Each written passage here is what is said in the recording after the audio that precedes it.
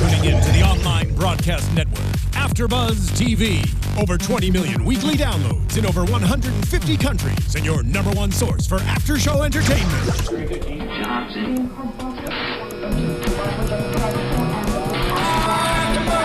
AFTERBUZZ TV, the destination for TV superfans. Producing after-shows for over 300 of your favorite TV shows. Interviewing celebrities and showrunners. And bringing you behind-the-scenes exclusives. All thanks to E! Entertainment's Maria Menounos, producer Kevin Undergaro, and internet leader Akamai. Now, let the buzz begin! Let it kind of slowly fade in here, guys. Thank you for tuning in to the Hannibal After Show here at AfterBuzz TV. As you can very well see, Joe Braswell, Julie Keeley, Joseph Sanfilippo, and Dua Casey are not here today. They will be here Monday, which is, if you're watching right now, is in 3 days, Saturday, Sunday, Monday. And we will be doing the show on Monday live, so you can catch their opinions of the episode and everything that you want to hear from your favorite panel for Hannibal. But Fannibals, I am actually a Fannibal as well, so I'm going to give you guys a quick 10 to 15 minute rundown of the show and kind of what I thought of it, just so you're not kind of desperately waiting for the content that you do so strive to watch and listen to.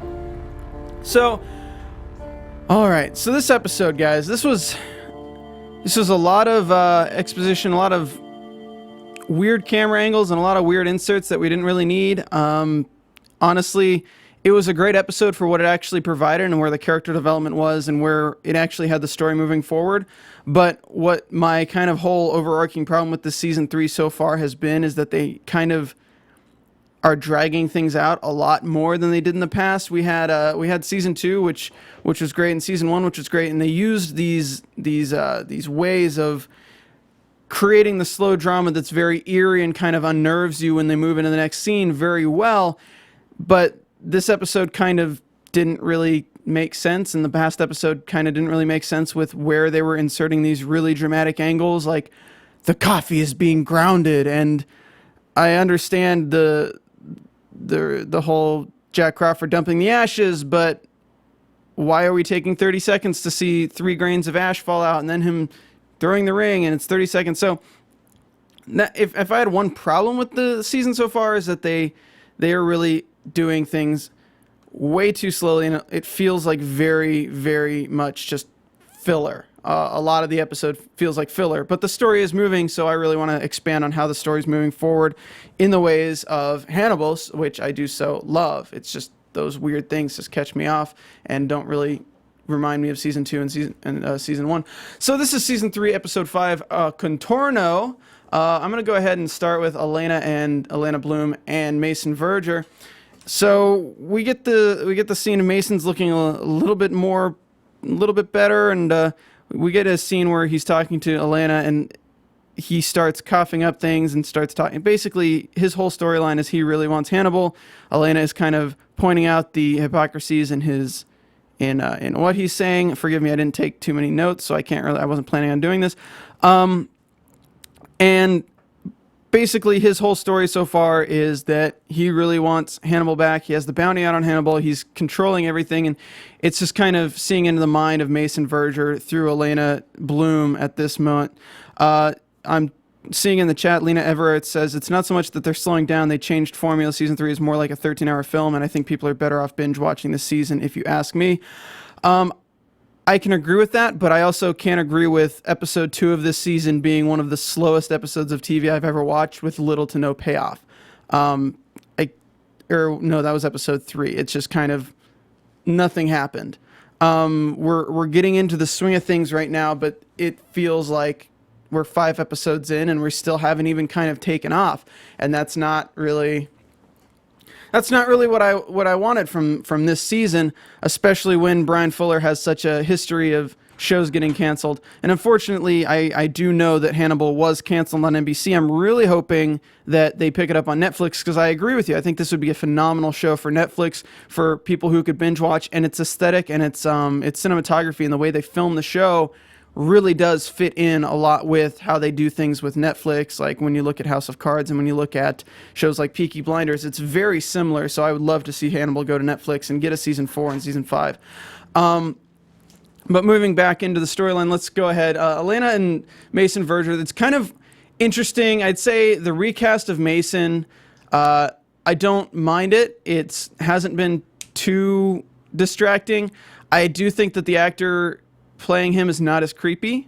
It's Mason in season 2 was absolutely creepy and just would set your bones to shake as soon as you're in the same room with him. It seems like Elena is not exactly creeped out by him as much as I would like her to be, based on previous experiences through Will meeting him and through Hannibal meeting him, and how he interacts with people and how everyone kind of has that very awkward feeling around him. Especially Elena seems like somebody who would talk to his sister and be more intrigued by his sister than just sticking around Mason and being this, for some reason, her character, it doesn't make sense that she's so cold in this season. I know that she got thrown out a window, and I know that all this happened, but it seems like her arc has moved, and we're missing that 6-month period from the beginning to push her into this.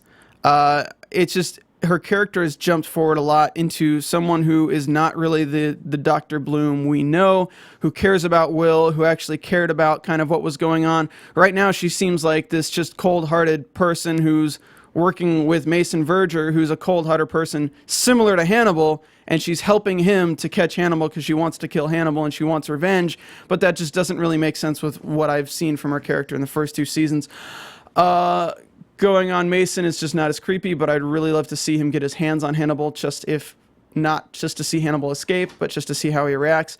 Moving forward to Will's character, Will and, oh man, why am I forgetting her name?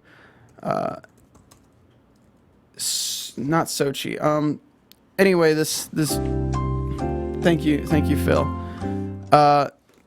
Anyway, so Will and this character that he's kind of having this, he's traveling with, she is in the position of Hannibal had her staying completely still in her life, basically watching over this guy because she was afraid to kill, and Will basically set her up to kill him, and now she's kind of inhibitions to the wind is what Will believes, but honestly it kind of seems more like she wants to put Hannibal in the same position that she was in.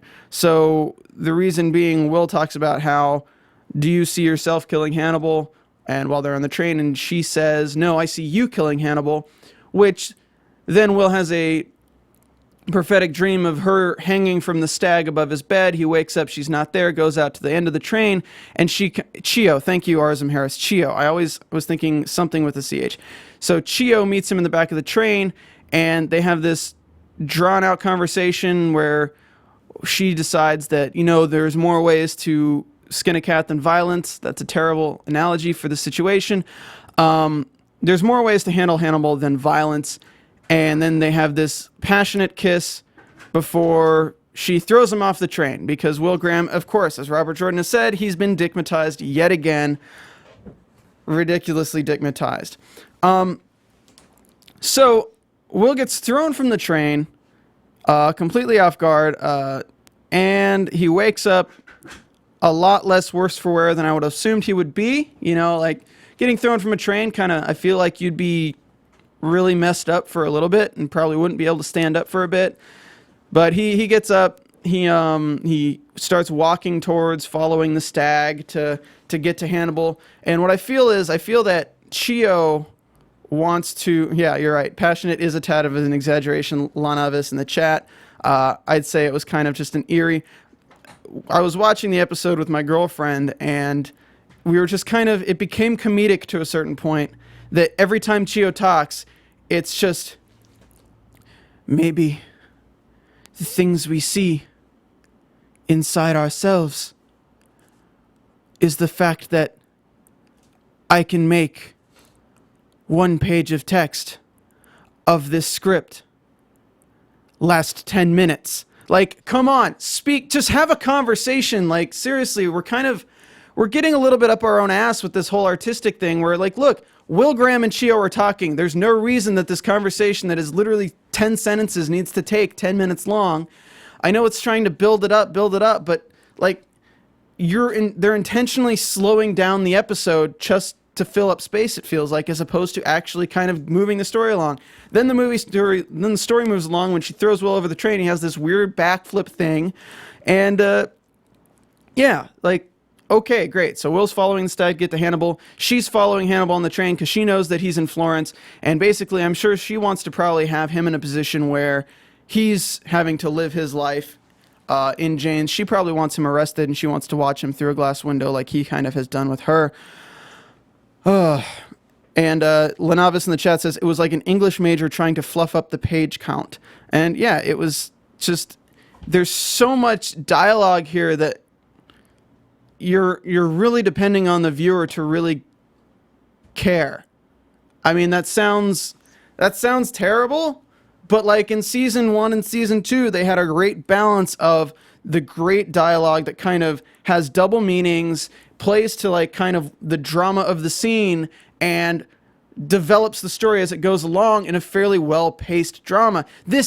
I feel like I'm like, you know how they have the snails all over the body, and we're kind of talking about snails and how everyone's eating snails and figs, and then we're cutting figs, and then figs are everywhere and snails are everywhere, and we're getting slow close-up shots of a fig being cut.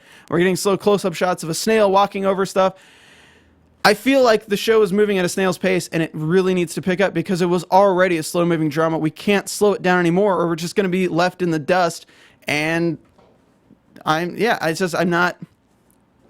Like, if the next episode is like, is this slow? I'm not really looking forward to it. And that sounds terrible because I freaking love the show. But somebody could edit this season down. These 5 episodes could be edited down into 2 episodes. And that is not good. That's not what I consider good editing. So, yeah, and people in the chat are saying they can't even follow what they're talking about. It's like, literally, I know the scene happened before Mason Verger and Alana Bloom, and I don't even know what really happened because it was just all analogy, and it was all just exposition. You don't even really know what the hell they're talking about, and you're just like, oh, this is smart writing, except you don't know what the hell they're talking about. All right, so let's move on to Hannibal and Gillian Anderson. I love Gillian Anderson, and I know I'm not on this after show very often, so I don't really know how they do it, but I do have to say that Dr. Badilia Dumelier is one of my favorite characters on the show, and through this season, she's kind of been the most relatable and the most human of the characters, because she's the one who's kind of picking apart what Hannibal has been doing, just like Will Graham did in the previous seasons, and she's the kept lamb, the sacrificial lamb that Hannibal has been keeping, and yeah, so basically, in the same place, she's worried that Hannibal's cover is going to be blown, but she knows that she can come up on top. I mean, she's in our position of just the conscientious observer watching what's happening from the outskirts and just seeing what Hannibal's going to do. And I think Hannibal is kind of only using her to be the observer, witness his greatness. It's kind of a weird relationship the two have, but we have some development on her end with Alana Bloom when Alana talks to Mason about how somebody's been buying truffles and figs and these things from a butcher, which we got the scene 2 episodes ago of her walking in and ordering the items. Yes, I said her last name wrong. Thank you, Tina Hesse. And that's the trail that Alana is selling to Mason is, hey, we know the butcher that she's buying all these things from. So she's been doing it once a month for the past 6 months. That's a pattern. So it's Hannibal stuff. It also kind of goes over every little nuance that Hannibal kind of creates. He always likes to buy these special types of tablecloth, these special plates, these special forks, these special glasses, all of these things, all these special clothing. So it's kind of following these trails to find him for Mason. But moving back to Bedelia and Hannibal, we're still in that main really weird relationship stage with them where she's just watching. He's fattening her up with figs and snails because she doesn't want to eat anything he prepares because it's technically Soliato, and she doesn't really feel like eating Soliato tonight. Moving on, I kind of want to tie in Hannibal and Pazzi. So this is the most unfortunate thing that I have ever seen, that I've seen this season, and Pazzi's a great character. Soliato was a great character. All these people in Italy are great characters, but I feel that the show has written itself in a corner by putting Hannibal and trying to do the whole story in Italy.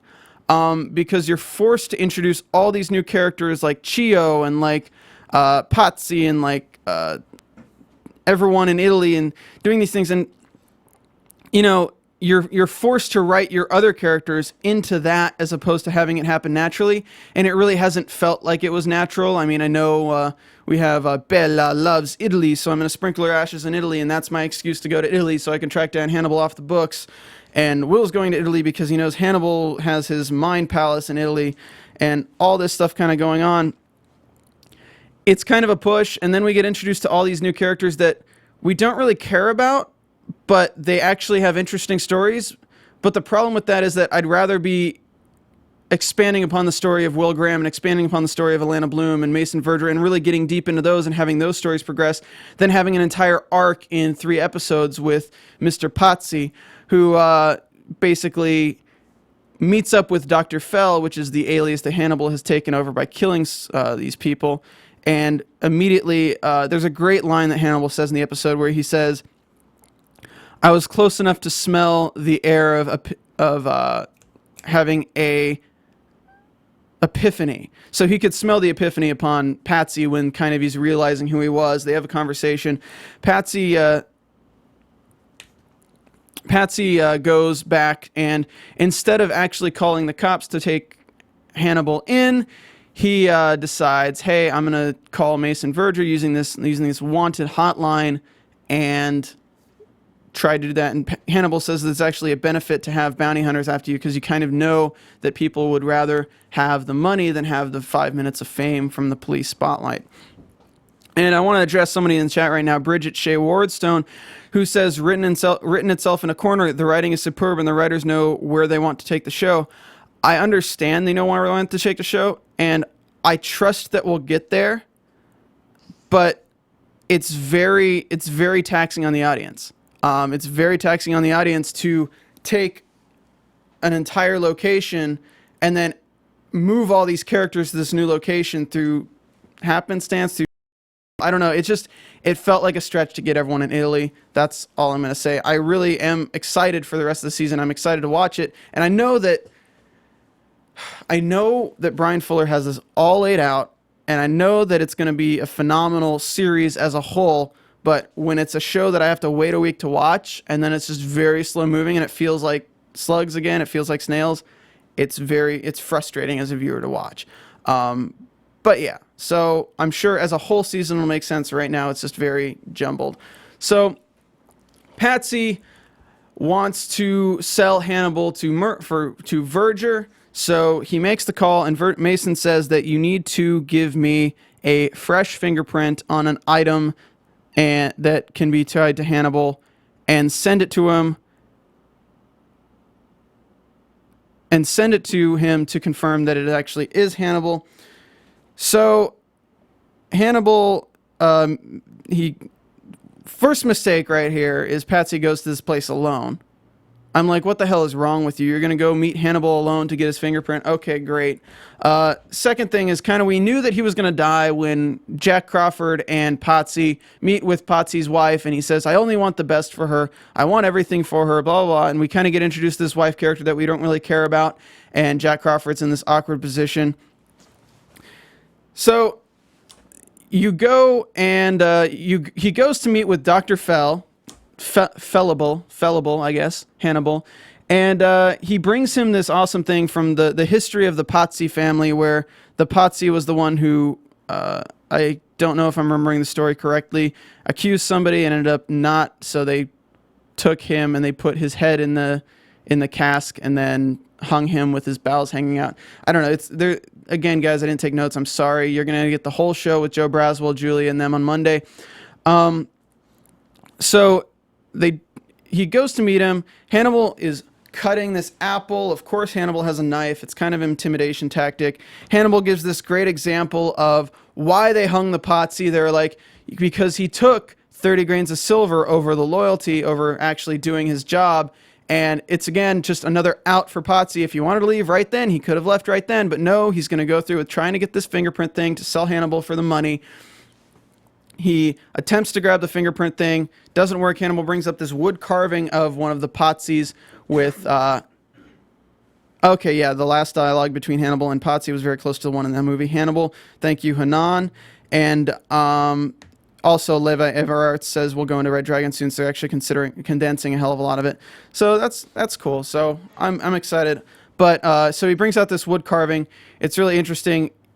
You know when Hannibal brings you a wood carving of a man hanging and his bowels hanging out and it says your name at the bottom of it, or at least your last name, you're probably not going to make it through the episode, so that's probably when you should just get the freaking hell out of there. But he doesn't, of course. He tries to make another attempt to grab the knife, and Hannibal grabs him and chloroforms him, which we kind of saw coming from the beginning. I didn't know if he was just going to stab him with an ice pick like he did Soliato, or if he was just going to kill him there, but no, he chloroforms him. He wakes up, and we get this amazing scene where Patsy still thinks there's hope. There's no hope for you, Patsy. Hannibal has him tied to this what are those called? Dollies, and duct taped his mouth, and he brings him to the window, and he's just very, very calmly tying a noose with an electrical cord and is asking Patsy questions and basically wants to know who he's actually trying to sell him out to. Is it Mason Verger? Yes, it's Mason Verger. Does anyone else at the Questero know? Sorry, I'm pronouncing it wrong. Quedestro know about Hannibal? No, of course, because Patsy's an idiot. And he says that's about the time his phone rings, and it's Elena Bloom, so Hannibal answers it. And Elena's like, Patsy, I haven't heard from you. And Hannibal's like, oh, good to hear your voice, Elena. So this is a great scene right there where he's just basically like, well, you caught me at a rather awkward moment, but it was great to hear your voice. I hope you're doing well. Hangs up, puts the phone back in his pocket, and the hardcore Hannibal comes out and says, hey, so, final question. Do you prefer bowels in or bowels out? Bowels out. I like that choice. Stabs him in the gut, rips his guts open, and then throws him out of the window, so when the rope catches and strangles him and breaks his neck, his intestines and his bowels just fall to the ground. Hannibal, standing over the hanging body with the knife in his hand, looks down and sees Jack Crawford looking up, because Jack Crawford was at dinner with the wife and knew something was up when the wife said that he wasn't home and hadn't called. All right. So now, wrapping this up, because Phil's just sitting here engineering the show and waiting, because this is going to be 10 to 15 minutes and we're 22 minutes in. All right. So this is awesome, very Matrix-like, move the story, but I didn't quite get it.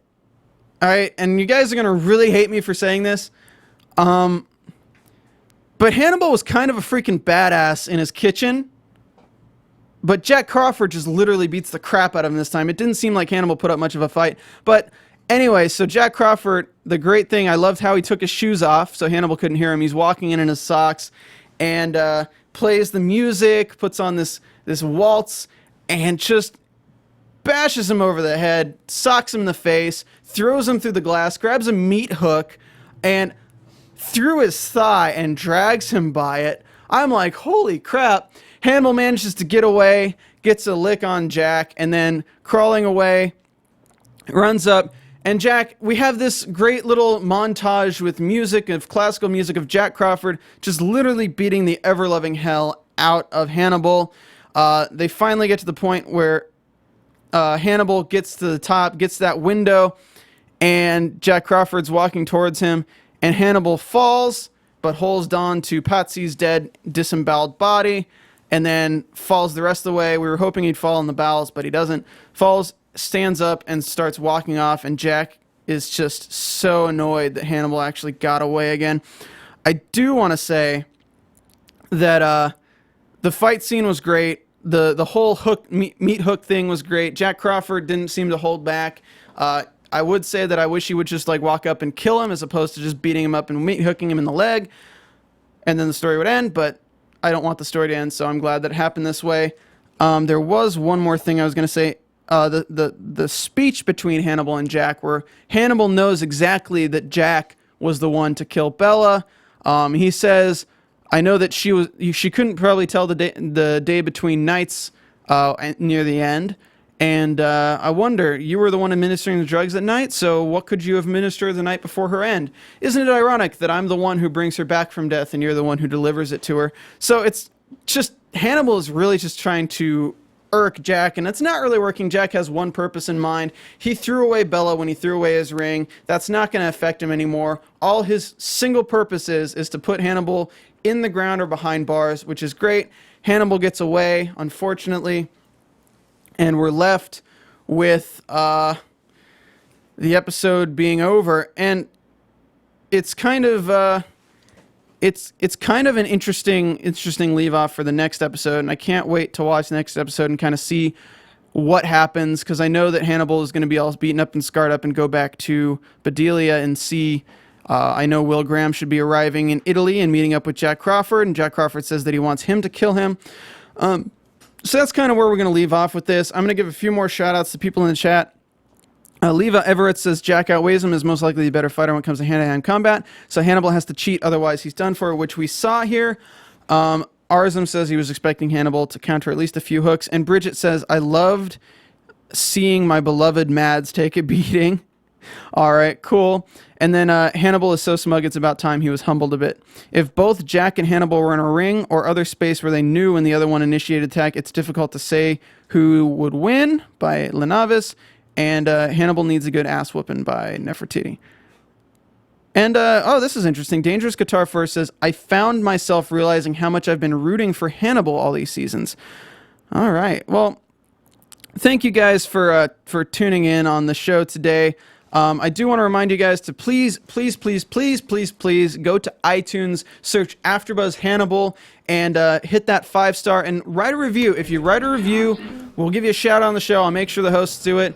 Shout out to Spider Swag saying, part of AfterBuzz, this does a perfect job of offering genuine reactions to Fannibals. Amazing by Mariesi. I love this channel and most of their podcasts. I also love the hosts are true fans of the show. Very good by QLCBTY. Very good discussion, make the show even more interesting. And Fiction Boy says it's great. So glad to see you guys back for one of the best shows on television. One more thing before we go. I know I said that Julia, Joe, Dua, and Joe will be back on Monday, but I also want to tell you that if whoever is here on Monday, whether it's just Joe or whether it's both Joes and Julia, whoever it is, we believe we will have Martha De Laurentiis, who is the executive producer of Hannibal, in studio to talk about the season so far and give you some insights as to what's coming. Thank you guys for watching on the live chat. Thanks for commenting along with me. I probably would not have been able to do this show just talking to a camera without you guys in the live chat to bounce off and reminding me of Chio's name and all that stuff. Thank you so much for tuning in, and we will see you guys next week, or Monday. From executive producers Maria Menounos, Kevin Undergaro, Phil Svitek, and the entire AfterBuzz TV staff, we would like to thank you for listening to the AfterBuzz TV network. To watch or listen to other after shows and post comments or questions, be sure to visit AfterBuzzTV.com. I'm Sir Richard Wentworth, and this has been a presentation of AfterBuzz TV. Buzz you later. The views expressed herein are those of the hosts only and do not necessarily reflect the views of AfterBuzz TV or its owners or principals.